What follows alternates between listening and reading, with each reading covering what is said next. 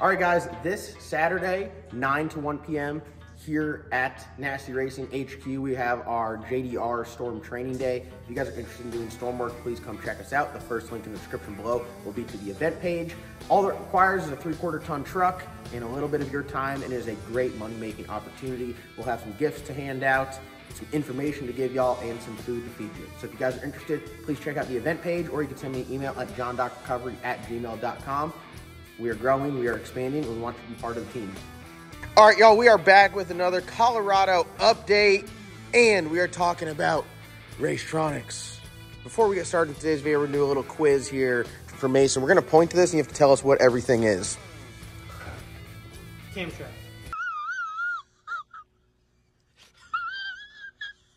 Perfect. That's still camshaft. Perfect.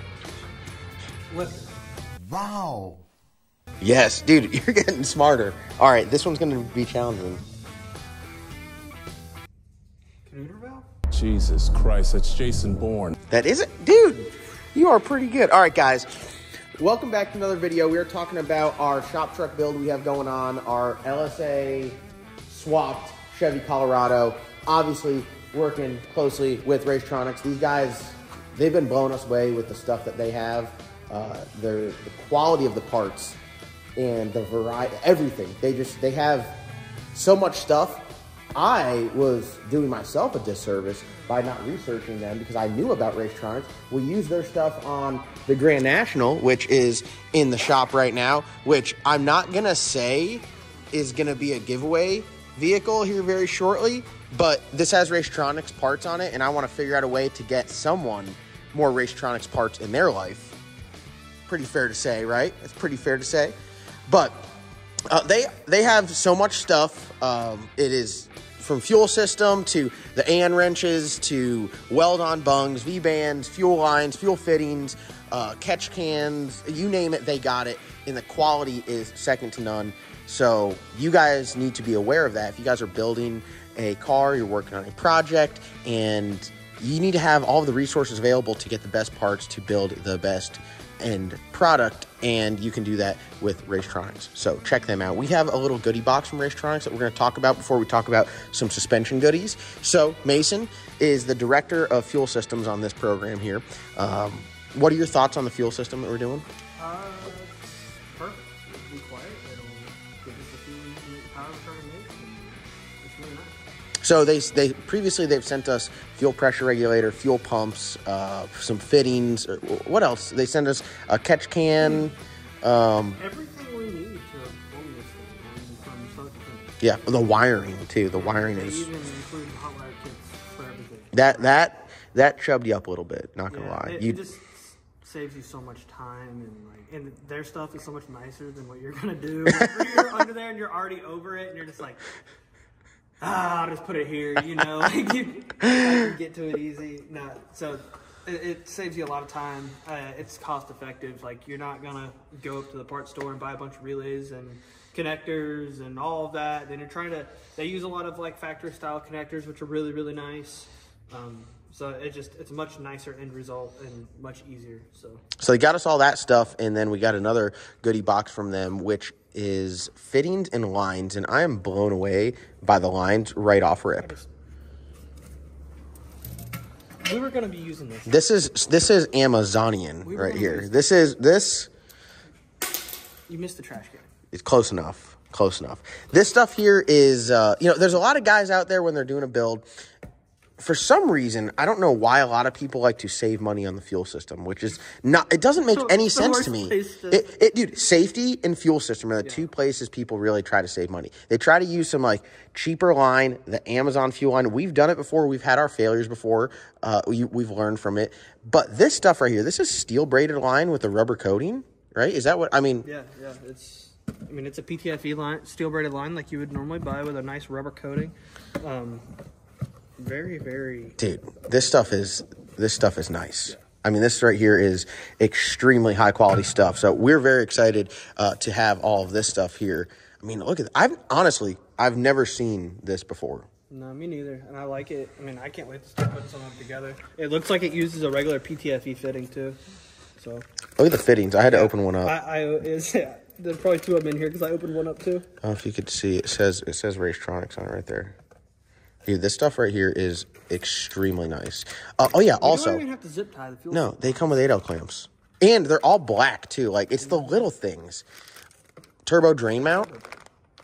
Billet turbo drain mount. They just threw it in there. Also, the weld-on bungs. Look at, I see some weld-on bungs in here. These are very nice weld-on bungs. And as someone that has self-taught fabrication, look, dude, everything says Racetronics. I love it.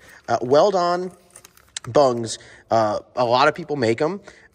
I haven't welded these on yet, right? But I could tell you that I will like these. See how they got the really thick base? That right there is very important to me because I'm not an expert welder. I feel like a lot of guys that are doing it at home, they have a welder. They're not a professional welder, so they need all the help they can get. Having that really thick base to it makes it very easy to, get some good temperature in it, burn in, but not mess up the threads on the weld-on bung. Even their regular line, like their regular braided line, you see how it's not just fraying apart? Yeah. Well, that's the biggest part. The hardest part about putting, like, the cheap lines together is you need to give them a haircut all the time. And I hate giving them haircuts. Also, one thing I do want to talk about is their O-rings, right? This is the O-ring fitting or, like, a port fitting. So it's not going to go to another AN fitting. This will go, like, into a fuel rail or into, like, a bung on a fuel tank. It comes with the O-ring. How many times do you see O-ring fittings come without the O-ring? It's the little things. Like they all should, and sometimes they just don't. It's a little more weld-on bungs. Dude, more weld-on bungs. I mean, this is... The guys at Racetronics are absolutely killing it. I mean, they're tough to beat. They're really tough to beat. So, shout out to Racetronics. We're very close. We're going to... Could you clarify what that was? What's that? That's a line fitting with a port fitting. Yeah. Oh, I did not clarify that. Amazon doesn't have those. No, are you a big Amazon guy? And I'm just saying, Amazon doesn't have those. So check out Racetronics for all of your fuel system needs and all your other needs that you guys might have. Check them out. So we got this stuff kind of all sorted out. We're going to pull the motor, pull the transmission, power wash it. We got our outdoor lift all set up, so we're going to power wash it. We're going to paint the engine bay, get everything ready for, like, final install. Now we can go over to the suspension side of things. I'm very excited about this stuff. We've made some revisions from the last Colorado for where we thought we could improve. And I think this is going to be a nice setup. Do you want to talk about this stuff? Are you you're hooked on the Racetronics stuff?